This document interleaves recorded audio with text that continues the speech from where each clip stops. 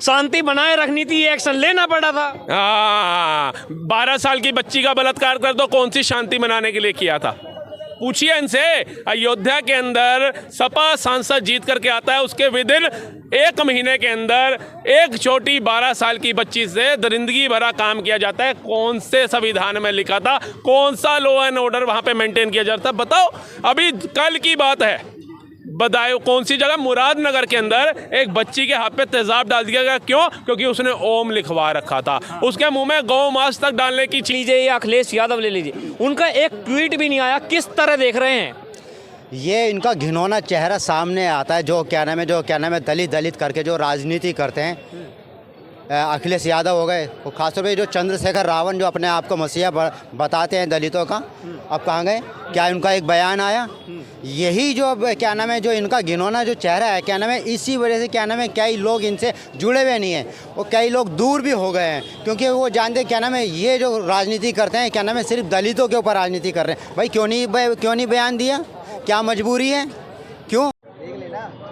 नमस्कार, मैं हिमांशु गुप्ता। इस समय राजीव चौक में मौजूद हूँ। मुरादाबाद की वही 12 साल की बच्ची जिसके साथ 4 लोगों ने मिलकर गैंग रेप किया और उसके हाथ पे ओम लिखा हुआ था, उसको तेजाब से जलाने का काम किया। जो दलितों की बात करते हैं, पीडीए की बात करते हैं, कहाँ सोए हैं वे नेता? अब एक ट्वीट भी उनसे नहीं निकल रहा। जो चंद्रशेखर रावण अपने आप को दलितों का नेता कहते हैं, अखिलेश यादव पीडीए की बात करते हैं। मेरा उन नेताओं से सवाल है कि अब उस बच्ची के समर्थन में क्यों खड़े नहीं हुए? अगर यही काम किसी और के साथ हो जाता तो ट्वीट पे ट्वीट करते, कैंडल मार्च निकालते। उस बच्ची के पक्ष में क्यों अभी तक एक ट्वीट नहीं निकला? आइए हम जनता से सीधी बातचीत करेंगे और जनता से जानेंगे जनता के क्या विचार हैं। लोग जो एक 14 साल की बच्ची के साथ मुरादाबाद में 4 लोग मिलकर रेप कर देते हैं और उस बच्ची के हाथ पे ओम लिखा हुआ था, उसको जला दिया गया है तेजाब घेर कर। अभी तक किसी भी विपक्षी की, या चंद्रशेखर रावण ले लीजिए या अखिलेश यादव ले लीजिए, उनका एक ट्वीट भी नहीं आया। किस तरह देख रहे हैं? ये इनका घिनौना चेहरा सामने आता है, जो क्या नाम है दलित करके जो राजनीति करते हैं। अखिलेश यादव हो गए, वो खासतौर पे जो चंद्रशेखर रावण जो अपने आप को मसीहा बताते हैं दलितों का, अब कहाँ गए? क्या उनका एक बयान आया? यही जो जो इनका घिनौना जो चेहरा है, इसी वजह से कई लोग इनसे जुड़े हुए नहीं हैं, और कई लोग दूर भी हो गए हैं, क्योंकि वो जानते ये जो राजनीति करते हैं सिर्फ दलितों के ऊपर राजनीति कर रहे हैं। भाई क्यों नहीं बयान दिया? क्या मजबूरी है? क्यों? क्योंकि जो आरोपी है वो क्या मुसलमान है, इस वजह से? और अखिलेश क्या आपकी भी मजबूरी है इस वजह से? क्या वो मुसलमान है आरोपी इस वजह से? लेकिन और वो कहाँ गई लड़की है जो कहती थी कि लड़की हूँ लड़ सकती हूँ? प्रियंका गांधी, राहुल गांधी, ये कहाँ गए जो छुप करके हाथ रस जाते थे? तो ये जो है ना, इनकी जो राजनीति है जो सिर्फ दलितों के ऊपर हैं, और जातिवाद को लेकर के ये इसके अलावा इनके पास कुछ भी नहीं है। और जब भी इनकी हार भी हो रही है, और ये हार भी रहे हैं। ये जिस बच्ची के साथ रेप हुआ है उसके साथ क्या एक्शन होना चाहिए? उसके एक्शन फांसी होनी चाहिए, तड़पा के मारना चाहिए। मेरे हिसाब से तो वैसे ही मारना चाहिए जैसे ये खुद इनके शरीयत में लिखा हुआ है ना, जैसे खुद इनके शरीयत में लिखा हुआ है, उसी हिसाब से संविधान तो देखो ये जब इनकी सरकार बनेगी ना, तो ये तो क्या है, टेलर है। ये फिल्म तो वो दिखा देंगे जब अगर इनकी सरकार आएगी तो। संविधान कहाँ गया? रद्दी का भाव जाएगा, रद्दी कहाँ किस टोकरी में पड़ा हुआ है? तो इस वजह से जैसे, और शरीयत के हिसाब से अगर मुसलमान आरोपी है तो शरीयत के हिसाब से सज़ा देनी चाहिए हर मुसलमान को। ये कहते हैं ना संविधान को नहीं मानने वाले। कहाँ गया संविधान? अब संविधान के हिसाब से चल रही है। और कौन से मौलाना है अब जो फतवा देंगे इस मुसलमान के खिलाफ? नहीं देंगे। किस मुसलमान के खिलाफ फतवा दिया? भगवान राम मंदिर की प्राण प्रतिष्ठा में वो एक मौलाना चले जाते हैं, फतवा दे दिया उसके खिलाफ। लेकिन और बात करेंगे क्या? भाईचारे की। और क्या कहेंगे? बीजेपी हिंदू मुसलमान का झगड़ा कराती है, विरोधी है। तो तुम क्या हो? तुमने साथ दिया, तुमने उसका आरोपी के खिलाफ बोला?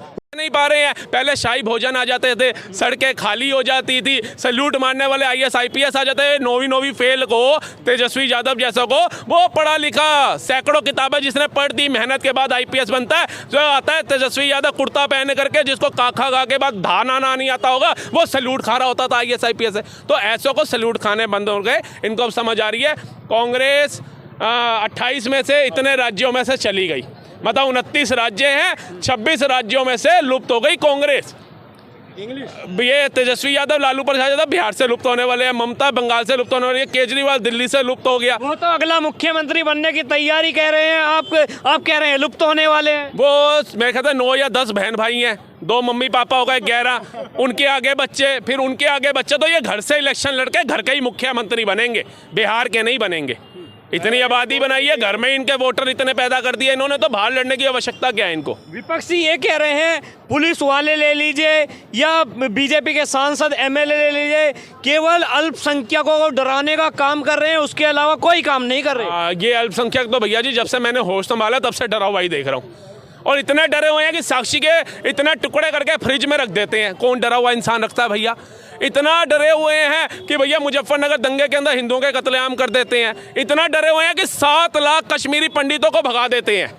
इतना डरे हुए हैं कि तिरंगे के ऊपर आज़ाद भारत में गाय काट के रख देते हैं। इतना डरे हुए हैं कि सेना, जिसका सम्मान छोटे से लेकर के बड़ा इंसान हर करता है, उसको पत्थर मारने का काम करते थे। इतना डरे हुए हैं कि भारत के कोने कोने में बम फाड़ने का काम करते थे। इतना डरे हुए हैं कि भारत छोड़िए अमेरिका की बिल्डिंग उड़ाने का काम कर देते थे, लादेन बन करके हवाई जहाज ही घुसा दिया उधर के अंदर। तो भैया ये डरे हुए लोग अगर ऐसे डरे हुए हैं तो सोचिए जब इनके अंदर खौफ आता होगा तब ये क्या करते होंगे। तो बुलडोजर बाबा जो काम कर रहे हैं कि योगी आदित्यनाथ तो चेहरा देख के एनकाउंटर करवाते हैं। चेहरा देख के ही तो कराते हैं, सत्य तो बोल रहे हैं यार। अब वो अब्दुल आ रहा है पत्थर लेकर के, अब उसका चेहरा देख लिया, पत्थर मारेगा पुलिस वाले को, आजा। वो पत्थरों से बना घर ही उसका पहले तोड़ दिया जाता है। अरे कलाम साहब बना हुआ चेहरा आता है तो उसका तो नहीं तिरस्कार किया जाता। बनो ना कलाम साहब। कलाम साहब बनाते थे हवाई जहाज, परमाणु शक्ति बनाया, परमाणु बम बनाते थे कि भैया दुश्मन को मारने के लिए काम आएगा। ये बम बांध के खुद फट जाते हैं। अब तुम्हारे को योगी आदित्यनाथ देख करके नहीं बुलाएंगे तो कौन बुलाएगा? तुम्हारे घर पे बुलडोजर नहीं चलेगा तो किसके घर पे चलेगा? बनो कलाम साहब, कौन रोक रहा है? योगी आदित्यनाथ छोड़िए, 5 साल का बच्चा भी होगा ना सनातनी, वो भी आपको सैल्यूट करेगा। लेकिन आपने क्या बनना है?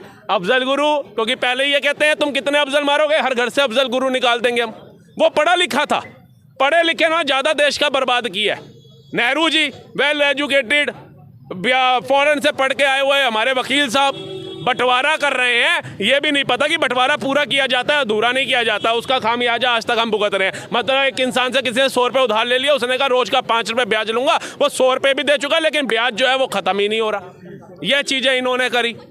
तो आप देखिए ना हमारा भारत देश किस प्रगति पे ये ले गए। एक तरफ मोदी जी कह रहे हैं जर्मनी जापान को पछाड़ के मैं 30वें नंबर पर अर्थव्यवस्था लेकर के आऊँगा, और ये कह रहे हैं अर्थव्यवस्था गई भाड़ में, देश गया भाड़ में, मुस्लिम बड़ा परेशान है। अरे देश विकसित होगा तो मुस्लिम अपने आप विकसित हो जाएगा, लेकिन उसकी धारणा जो है, उसकी विचारधारा जो है वो कलाम साहब वाली होनी चाहिए, कसाब वाली नहीं होनी चाहिए। ये विचारधारा किसने ऐसी बना दी है? देखिए जो इनको उगराते हैं, जिन्होंने कहा भाई हिंदू धर्म के अंदर जाओ, बहन बेटियों को फुसलाओ, उन्हें बताओ कि मेरे से ज़्यादा तो हीर रांझा तुमने नहीं सुना, सलीम अनारकली तुमने नहीं सुना, शाहजहां मुमताज़ तुमने नहीं सुना। ऐसी ऐसी उनको प्यार की कहानी बताओ कि भाई मुसलमानों से ज़्यादा प्यार तो तुम्हें कोई कर ही नहीं सकता। अब वो आ जाती हैं तो बाद में श्रद्धा की तरह पाई जाती हैं फ्रिजों के अंदर। तो इस चीज़ से बाहर निकलो। तुम्हारा धर्म जो है ना, उसको बचाने के लिए कितने लोगों ने शहीदियाँ दी हैं ना, उसी को याद कर लो। तुम्हारे धर्म के लिए साक्षात श्री राम तक ने अवतार लिया है ना, श्री कृष्ण ने अवतार लिया है ना, उसी को याद कर लो। क्योंकि ये दरिंदे जो है ना, ये राक्षस जो हैं, ये हर धर्म हर दौर के अंदर पाए गए हैं। त्रेता युग में भी राक्षस थे, नहीं तो प्रभु श्री राम को आने की आवश्यकता नहीं पड़ती। द्वापर युग में भी राक्षस थे, नहीं तो श्री कृष्ण को आने की आवश्यकता नहीं पड़ती। कलयुग में भी राक्षस थे।